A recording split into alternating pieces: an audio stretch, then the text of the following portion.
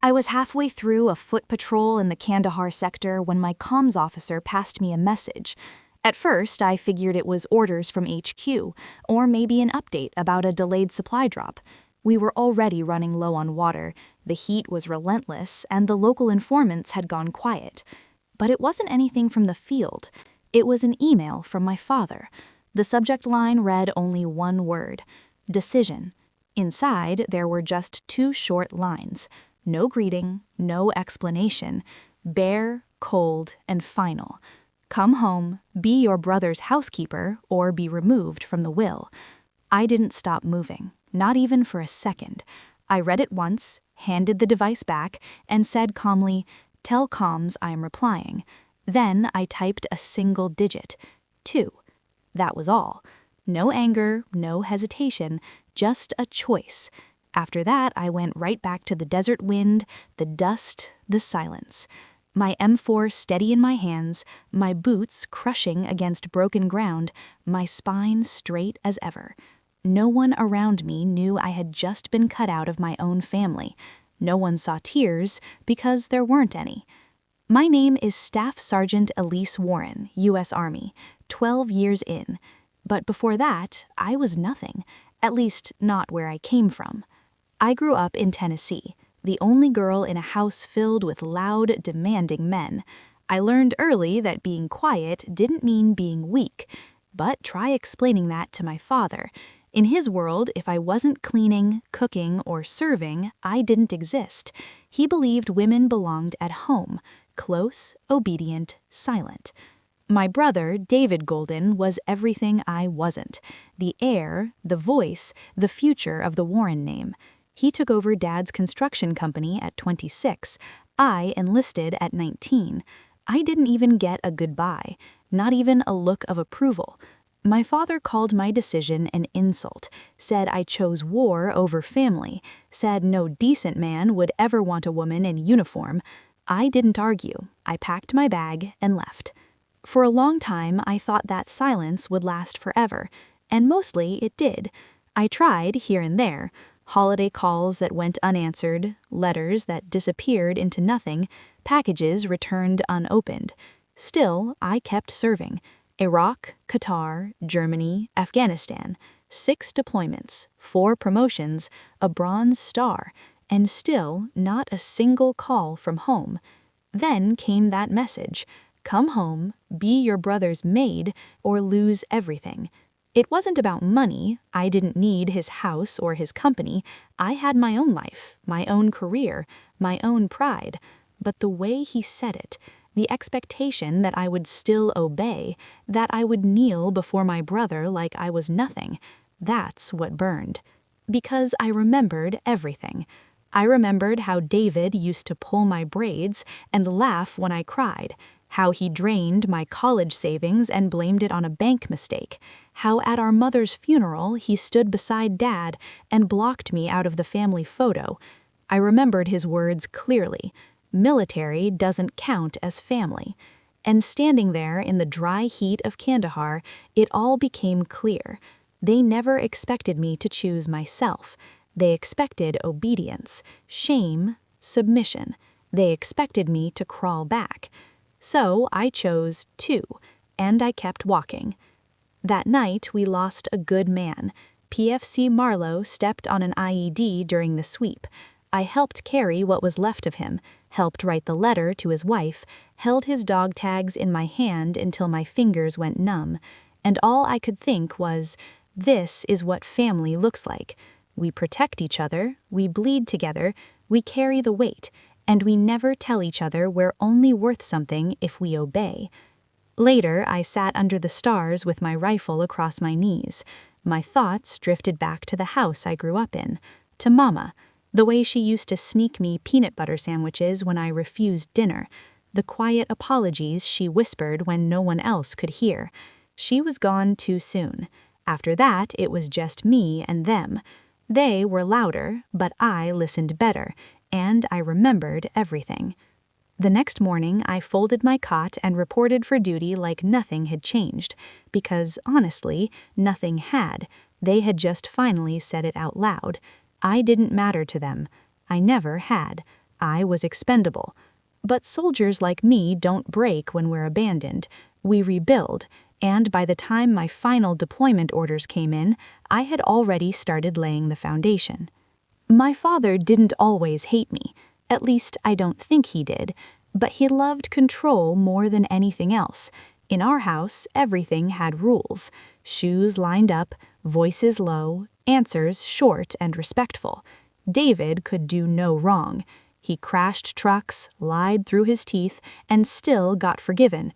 Boys will be boys, Dad would say, but if I made the smallest mistake, it was treated like a failure of character.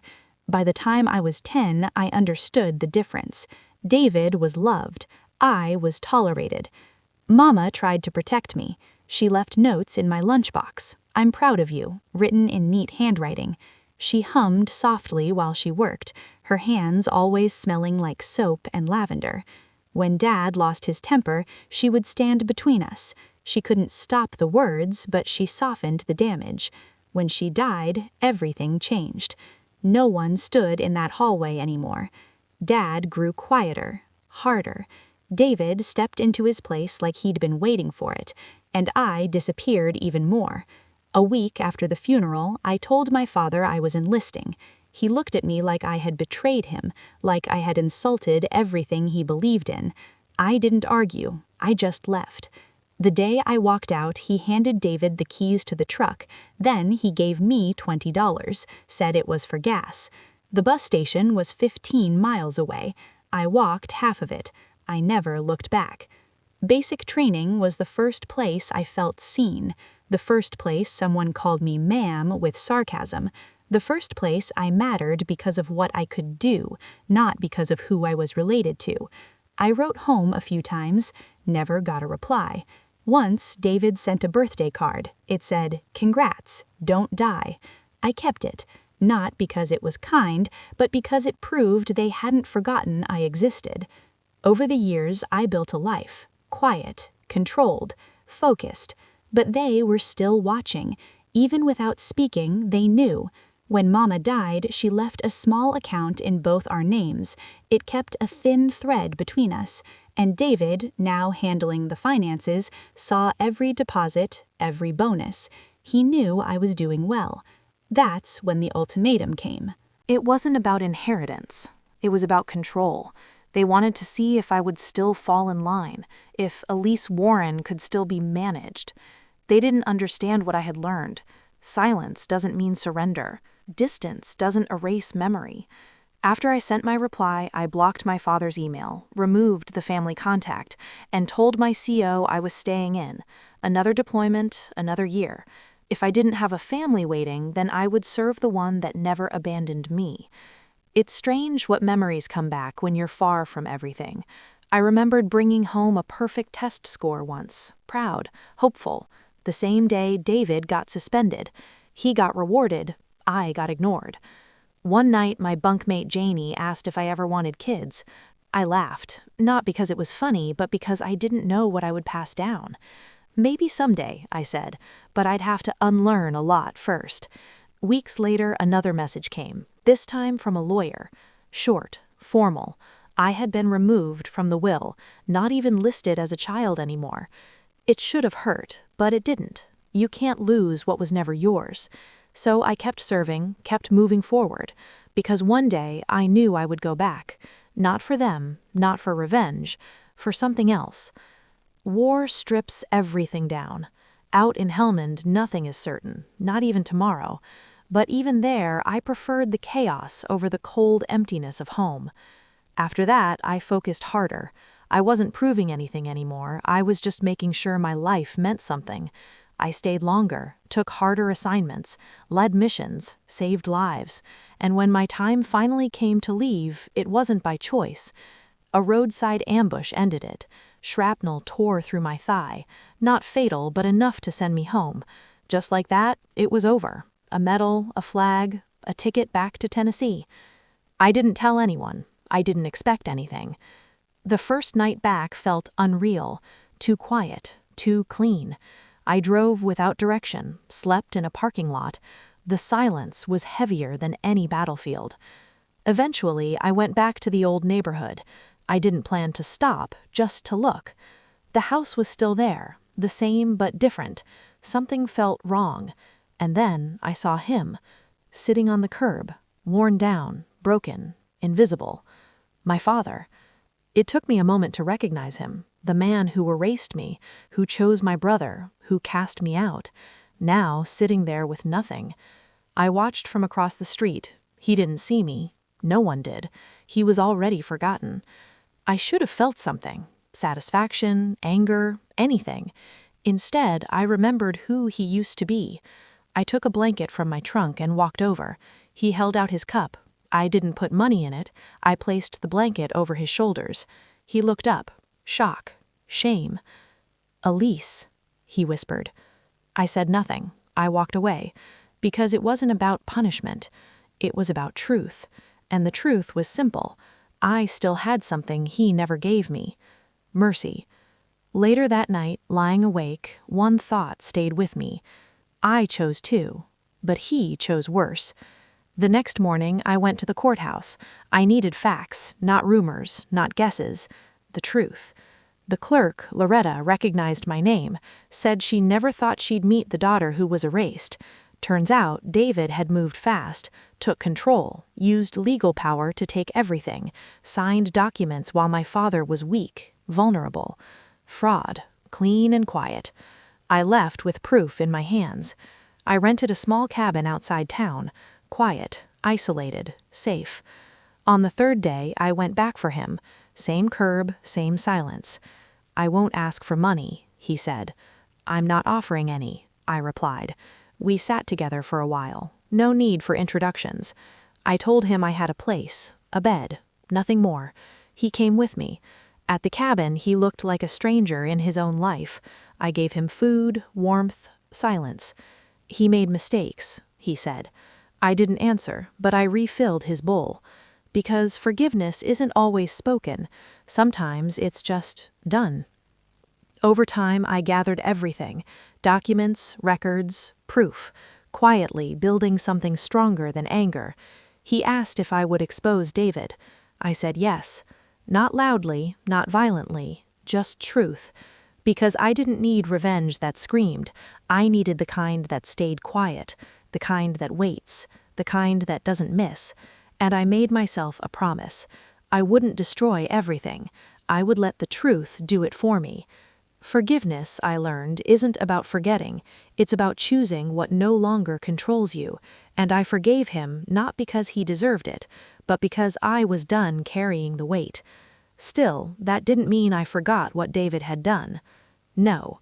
For him, there would be no forgetting, only exposure. And the day was coming. David Warren had always been good at hiding dirt under polished shoes. He knew how to smile at bankers, how to charm realtors, how to flash a checkbook and bluff authority. He knew how to manipulate Dad, how to feign loyalty when it served him, and how to wear grief like a rented suit at Mom's funeral. But what he didn't know, what he never learned, was how to look over his shoulder. Because people like David don't expect consequences, they expect silence. And I had been silent for a very long time. The civil case moved quietly, just as I'd asked. No press releases, no media bait, just filing subpoenas, evidence, like the slow turn of a key in a heavy lock. The attorneys dug into the corporate structure of Warren Holdings, LLC, and discovered what I suspected all along: fake consulting fees wired to a shell company in Delaware, a business loan to a non-existent subcontractor, a fraudulent power of attorney used to access Dad's long-term trust. Worse, they found that he had attempted to transfer ownership of Mama's private land, a parcel she left untouched in her will, for resale to a developer. The ink on the deal was still wet when we froze the assets. "He's bold," my attorney said, shaking her head. "Or stupid," I smiled faintly. Both. What unnerved me most wasn't the fraud, it was the arrogance. In his latest deposition, David claimed he had taken over the estate to protect the family from reckless actors. He didn't name me directly, but the wording was clear. I was the actor, the problem, the ghost who had no right to come home. He told the court I had abandoned the family, moved overseas, that he hadn't heard from me in over a decade. What he didn't know was that I was listening in, and when the session ended, my attorney muted. The call turned to me and asked, "Ready for the next step?" I nodded once. The Department of Financial Services picked up the scent next. Money laundering, tax evasion, identity misrepresentation, and that's when the civil suit became something more, something federal. David received notice of the investigation 2 days before his company's 10-year anniversary gala. He still went through with the event, suits, hors d'oeuvres, champagne. What he didn't expect was who showed up. I didn't crash the party. I attended invited as a guest of someone on the legal team who brought me as their +1. Hair tied back, black blazer, quiet heels, name badge clipped tight. He didn't see me at first, but when he did, across the ballroom, flanked by colleagues who had just received notice of asset holds, he froze. His eyes locked onto mine like a man realizing the crack in the dam had been there for years, and now the water was rising. I didn't speak to him that night, didn't need to. He knew not just that he was being hunted, but that it was me holding the leash. Back at the cabin, Dad waited up in the rocking chair. He didn't ask how it went. He just nodded when I walked past and said, "He saw you." I paused at the door. "Yes," I said. "He saw me." He looked down at his hands folded, like a man preparing for church. It doesn't undo anything, what I let him do, what I did. I turned back toward him, the porch light throwing half his face in shadow. "No," I said, "but that's not the point." In the following weeks, the case snowballed. David's accounts were frozen, his assets placed under investigation, his license to manage financial entities revoked. Multiple vendors pulled contracts. His name stopped appearing on community boards. He tried to spin it, of course, blamed internal mismanagement, claimed bad legal advice.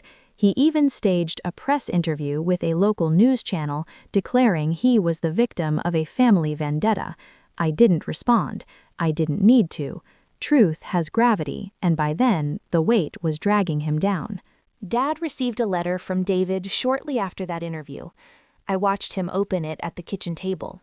He read every word, eyes steady, then folded it shut. "He's angry," he said. "Blames me for everything." "Is he wrong?" I asked. He didn't answer right away. He learned it from me. The lying, the covering, the silence. But the cruelty? That was all his. I nodded. "It's not your guilt I wanted, Dad. It was your honesty, and I've got it now."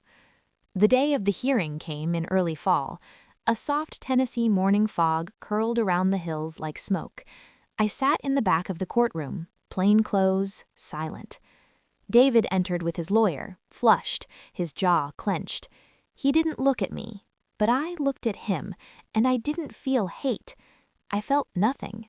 That was the victory. The judge ruled in our favor. Restitution, penalties, criminal referrals pending investigation. But I didn't want his money, not really.